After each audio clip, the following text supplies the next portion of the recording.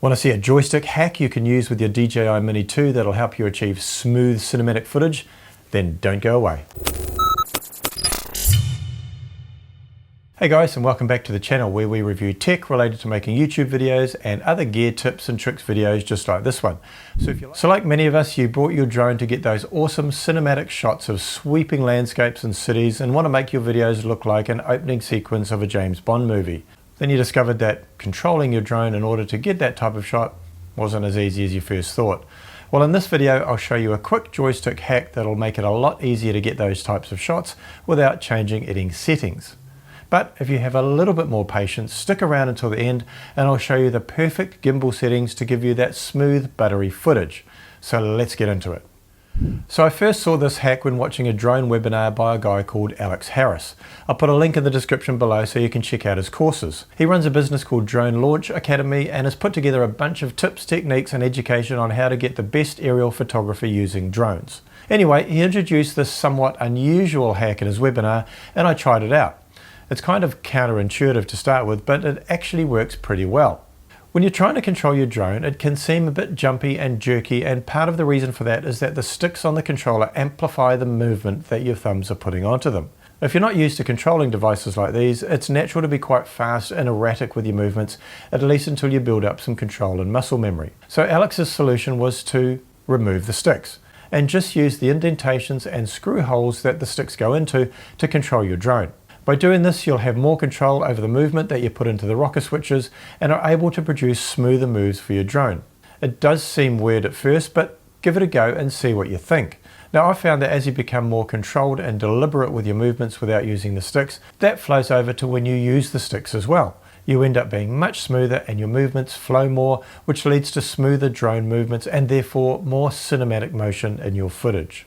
But if you want to take your drone footage to the next level and you use this technique in conjunction with some setting changes for your drone, then you will definitely be giving yourself every chance of getting smooth footage without the jerky movements. So stick around and I'll show you exactly what settings to change.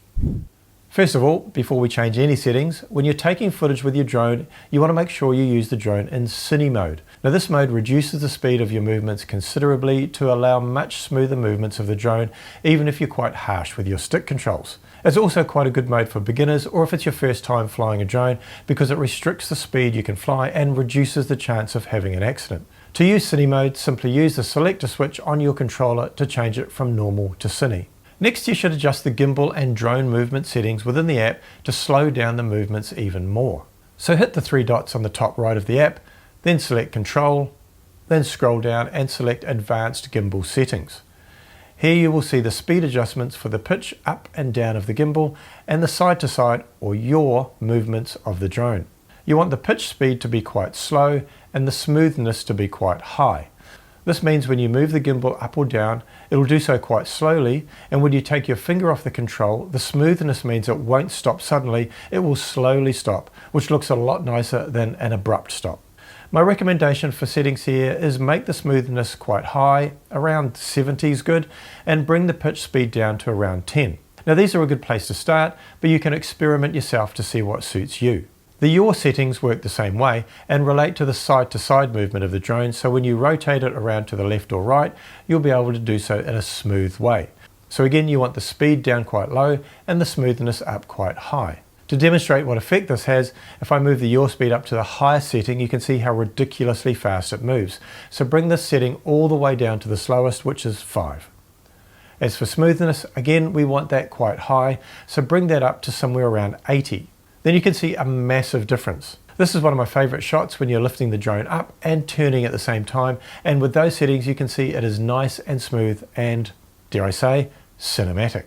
Now I've tried to make these same movements in normal mode and control it as carefully as I can, and whilst it is definitely possible, it takes a lot of practice and is much harder to execute as the gimbal and movement settings of the drone are still way too fast. But by using Cine Mode and changing the settings to what I've recommended, you'll find that your results are not only much better, but easier to achieve as well.